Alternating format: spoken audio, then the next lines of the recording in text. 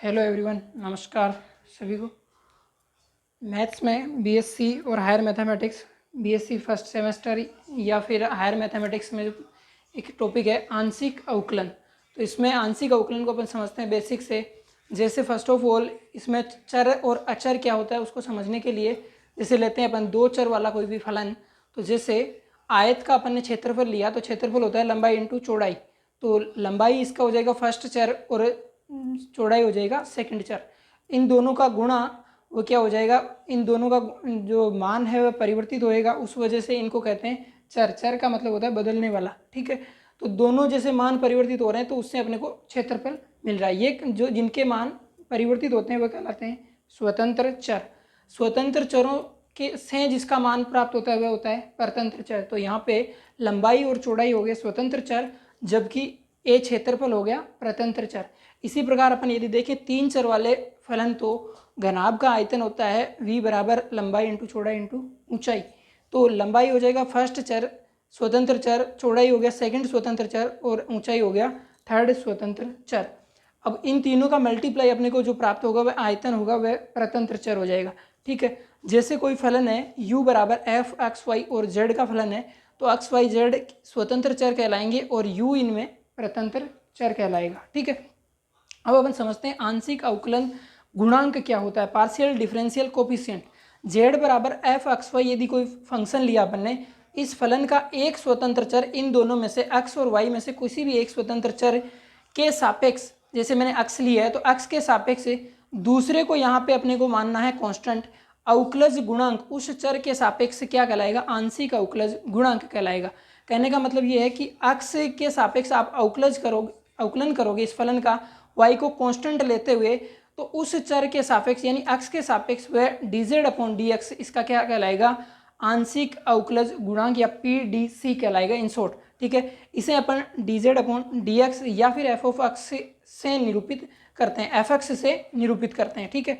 जैसे dz upon dx अपने को यदि निकालना है तो limit del x tends to 0 f x plus आपके प्लस डेल एक्स हो जाएगा comma y minus f x comma y बटे में डेल एक्स और बराबर इसको अपन दूसरी चीज एफ और एक्स। नेक्स्ट अपन समझते हैं कि geometrical meaning of partial derivative यानी कि आंशिक अवकलज का ज्यामितीय अर्थ क्या होता है, ठीक है। तो अपन ने सबसे पहले एक्स वाई जेड में कोई भी एक वक्र पृष्ठ या पृष्ठ लिया है जेड बराबर एफ एक्स वाई, ठीक है। तो इसका जैसे मैंने कि ये एक कोई पृष्ठ बनाया या आकार बनाया, इसका ये क्या है फंक्शन समीकरण है, ठीक है। तो z बराबर एफ एक्स कोमा वाई एक पृष्ठ को निरूपित करे तो पृष्ठ पर कोई भी बिंदु p, यहाँ पे पृष्ठ पे इसी पृष्ठ पे मैंने कोई बिंदु p लिया है जो स्वतंत्र चरों x तथा y के मान किस पे a कोमा b से संबंध हो, यानी कि x a की तरफ जाए और y का मान b की तरफ अग्रसर हो। अर्थात यदि कोई चर बिंदु p से चलकर यानी इस p बिंदु से चलकर उसी पृष्ठ पर कौन से z वाले पृष्ठ पर अपना स्थान इस प्रकार बदले कि y लगातार है, जो y का मान है वह किस पे बना रहे, b के इक्विवेलेंट बना रहे। अर्थात यदि अपन देखें तो पृष्ठ पर y बराबर b के प्रतिच्छेद से समतल उस बिंदु का बिंदुपथ होगा जो कि बिंदु p से चलकर पृष्ठ पर अपना नया पृष्ठ बना रहा है, ठीक है। या फिर पुनः समझे, यदि कोई चर बिंदु P से चलकर उसी पृष्ठ पर कौन से पे Z जो अपन ने फंक्शन लिया है जिस पृष्ठ का, ठीक है, उस पर अपना स्थान इस प्रकार बदले, यहीं पे रहेगा लेकिन y का मान हो जाएगा क्या b, तो b के बराबर बना रहे, यानी पृष्ठ पर y बराबर b के प्रतिच्छेदन से बना समतल, ठीक। तो अर्थात z बराबर एफ एक्स कोमा वाई की जगह आ जाएगा b। तो अपन ने dz upon dx a comma b x बराबर a पर यदि x के सापेक्ष एफ ए बी का क्या हो जाएगा अवकलज, यानी dz अपॉन dx से x बराबर a पर x के सापेक्ष ये z का क्या हो जाएगा अवकलज हो जाएगा। इसको और इजी वे में अपन समझना चाहें तो अतः dz upon dx a comma b पर उस कोण की स्पर्शज्या होगी या टेंजेंट होगा जो आपका इस पृष्ठ का के साथ बिंदु P बना रहा हो, उस वक्र की स्पर्श रेखा इस z वाले वक्र के साथ ये P से जो स्पर्श रेखा जा रही है, इस स्पर्श रेखा जिसमें समतल z और अक्ष के समांतर कोई समतल y बराबर अपन यदि ले लेते हैं b पृष्ठ को बिंदु P पर क्या हो, काटता हो, और उस ये जो कोण है वह किसके साथ बनेगा, अक्ष के साथ बनेगा। इसी प्रकार dz upon dy a comma b पर उस कोण की स्पर्शज्या या टेंजेंट हो जाएगी dz अपॉन dy, उस कोण की स्पर्शज्या टेंजेंट होगी जो अक्ष बराबर a पर समतल और पृष्ठ के प्रतिच्छेद या परिच्छेद की स्पर्श रेखा y अक्ष के साथ नेक्स्ट अपन देखते हैं उच्च कोटि के आंशिक अवकलज या हायर ऑर्डर के अपन आंशिक अवकलज कैसे होते हैं। तो जैसे अपन ने प्रथम कोटि के आंशिक अवकलज देखे थे del z upon del y और del z upon del x। यदि इन्हीं को अपन पुनः y के सापेक्ष और x के सापेक्ष यदि आंशिक अवकलज और कर दिया जाए तो ये हो जाएगा d2z अपॉन dy2 और ये हो जाएगा d2z अपॉन dx2। यदि इसको मैं d अक्ष के सापेक्ष या फिर x के सापेक्ष करूँ तो ये हो जाएगा d2z अपॉन dy, और इसको यदि मैं करूँ y के सापेक्ष तो d2z अपॉन dy और dx हो जाएगा। ये दोनों कहलाएंगे ये सारे द्वितीय कोटि के क्या, आंशिक अवकलज। अब इनका जो नोटेशन है, जैसे कि यह संकेतन कैसे लिखा जाता है, del z upon del x को अपन z के नीचे लगा देते हैं x, यानी कि x के सापेक्ष z का क्या है, आंशिक अवकलज है। इसी प्रकार यदि d2z अपॉन dx2 को लिखना है तो z के साथ में डबल x लिख देंगे z, यानी कि z का x के सापेक्ष 2 बार आंशिक अवकलज, यहीं पे z का y के सापेक्ष 2 बार आंशिक अवकलज। यदि x y f कोई फंक्शन f लिया है उसका भी 2 बार आंशिक अवकलज अपन ने कराया x और y के सापेक्ष, तो f x और y लिख लेंगे। अब इसका आंशिक अवकलज जो है ये क्रम विनिमयता के गुण का पालन करते हैं, यानी कि यदि कोई function u f x y है तो अपन इस फंक्शन का दोनों बार पहले x के सापेक्ष अवकलन करके फिर y के सापेक्ष करें, या फिर पहले y के सापेक्ष करके फिर x के सापेक्ष करें, तो इनकी वैल्यू जो है d2f अपॉन dx dy या फिर d2f अपॉन dy dx का वैल्यू आता है सेम। नेक्स्ट अपन करते हैं इस पे आधारित क्वेश्चन, देखते हैं क्या क्या क्वेश्चन है। तो अपन क्वेश्चन नंबर 1 देखते हैं। u बराबर कोई क्वेश्चन दिया है x square tan inverse y upon x minus y square tan inverse x upon y, then find d2y upon dx dy। ठीक है, तो अब जैसे कि अपन ने आंशिक अवकलज देखा था, किसी एक को अचर मान करके दूसरे को चर मानते हुए उसके सापेक्ष अवकलन करते हैं। तो मैंने फर्स्ट ऑफ ऑल x को अचर मानते हुए y के सापेक्ष में अवकलन करना हूँ आंशिक अवकलज। ठीक है, जैसे d2 या फिर du अपॉन किसके सापेक्ष, x को अचर मानते हुए y के सापेक्ष कर रहा हूँ तो dy हो जाएगा। अब यहाँ पे x अपना क्या है, कांस्टेंट है, ये चीज़ माइंड में रखनी है। x स्क्वायर का कुछ नहीं करना है अपने को, x का केवल टेन इनवर्स का क्या होता है अवकलन है 1 अपॉन 1 प्लस एक्स स्क्वायर होता है, x की जगह क्या है y अपॉन x, तो ये हो जाएगा इसका आंशिक अवकलज।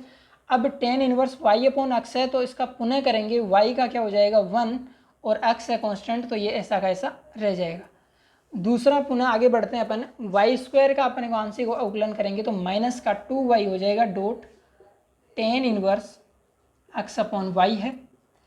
अब इसको अपन माइनस को बाहर रख लेते हैं, वापस से वाई स्क्वायर का कर दिया, इसको रख लिया। अब की बार वाई स्क्वायर को रख लेते हैं, tan inverse x upon y का करते हैं तो 1 upon 1 plus x upon y का होल स्क्वायर।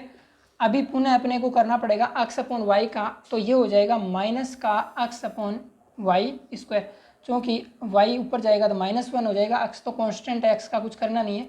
वाई का अपन घात n से करेंगे तो ये हो जाएगा -1 अपॉन वाई स्क्वायर, या फिर वाई पे घात एक एक्स्ट्रा आ जाएगी। ठीक है, अब इसको थोड़ा सा अपन सॉल्यूशन कर लेते हैं। तो यहाँ से एक्स से एक एक्स कैंसिल कर सकते हैं, ऊपर रह गया अपने पास एक्स, नीचे है 1 प्लस वाई अपॉन एक्स का होल स्क्वायर, माइनस इसको लिख दिया मैंने 2y tan inverse x upon y. यहाँ से ये माइनस और ये माइनस ये वापस प्लस हो जाएंगे, ये रह जाएगा यहाँ से वाई स्क्वायर से मैंने ये वाई स्क्वायर कैंसिल कर दिया, तो ऊपर रहा x upon 1 plus x upon y का होल स्क्वायर। इसको थोड़ा सा फिर सिंप्लीफाई करते हैं अपन, तो ये हो जाएगा एक्स अपॉन, नीचे आ जाएगा आपके पास है x square plus y square, और नीचे से एक्स स्क्वायर ऊपर चला गया तो एक्स क्यूब बन गया। इधर माइनस का 2y टेन इनवर्स आपके एक्स अपॉन वाई हो गया, सेम इसको भी सॉल्यूशन करा तो ऊपर चला गया अपने पास क्या वाई स्क्वायर और साथ में है एक्स बटा आपके x square plus y square. इन दोनों को आप एक साथ लिख सकते हो x cube plus y square और फिर से ये हो जाएगा एक्स बटे में एलसीएम दोनों का सेम है x square plus y square minus 2y tan inverse x upon y. इसमें से जब मैं एक्स कॉमन लेऊंगा तो ये हो जाएगा एक्स कोष्टक x square plus y square और नीचे भी x square plus y square है तो ये दोनों हो जाएंगे cancel minus 2y tan inverse x upon y बराबर मेरे पास बच जाएगा x minus 2y tan inverse x upon y. तो मेरे पास d u upon d y आ गया x minus 2y tan inverse x upon y. अब इसको मेरे को पुनः करना है क्या, क्योंकि d two y upon d x d y निकालना है मेरे को। मैंने d u upon d y निकाल लिया है। अब इसका मैं एक्स के सापेक्ष पुनः अवकलन करूँगा। ठीक है, तो नेक्स्ट पुनः अपना इसका अपने को चाहिए d two u upon d x d y, यानी यहाँ पे अपने पास है d u upon d y. तो मैं इसको पुनः यदि एक्स के सापेक्ष अवकलन करूँ तो नीचे आ जाएगा डी एक्स डी वाई और ऊपर हो जाएगा डी टू यू और सेम अपने को जो चाहिए एल एच एस तो अपनी वही हो जाएगी। तो पुनः अपने को y को अब की बार क्या मानना है, अचर मानना है और x के सापेक्ष आंशिक अवकलन कर देना है इसका। तो ये हो जाएगा d two u upon d x d y बराबर x के सापेक्ष कर रहे हैं तो x का हो जाएगा क्या 1 माइनस 2y अपने पास क्या है कांस्टेंट है, अब की बार y को अचर मानना है। Tan inverse x upon y का होता है या टेन इनवर्स a का 1 अपॉन 1 प्लस ए स्क्वायर, यानी कि a का मान है एक्स अपॉन वाई तो इसका होल स्क्वायर हो जाएगा। अब अपन क्या कर रहे हैं एक्स के सापेक्ष अवकलन कर रहे हैं, टेन इनवर्स का कर दिया लेकिन ब्रैकेट में एक्स अपॉन वाई है तो इसका पुनः करना पड़ेगा। तो एक्स का मान हो जाएगा D x upon d x 1 और नीचे रह जाएगा वाई। इस वाई से ये वाई कैंसिल हो जाएगा बराबर 1 माइनस 2 ऊपर हो गया और नीचे यहाँ पे हो गया 1 plus x square upon y square. इधर एलसीएम लिया तो ये आपके पास आ गया 1 minus 2 upon y square plus x square बटा वाई स्क्वायर, ये चला गया ऊपर तो आपके पास आ गया 1 minus 2y square upon x square plus y square. अब पुनः इन दोनों का एलसीएम लिया तो यह आया x square plus y square minus 2y square और नीचे हो गया x square plus y square. ये एक प्लस का दो माइनस के तो माइनस का एक बच जाएगा तो आंसर आ जाएगा अपने पास x square minus y square upon x square plus y square. किसका मान आ गया d u upon d x d y का।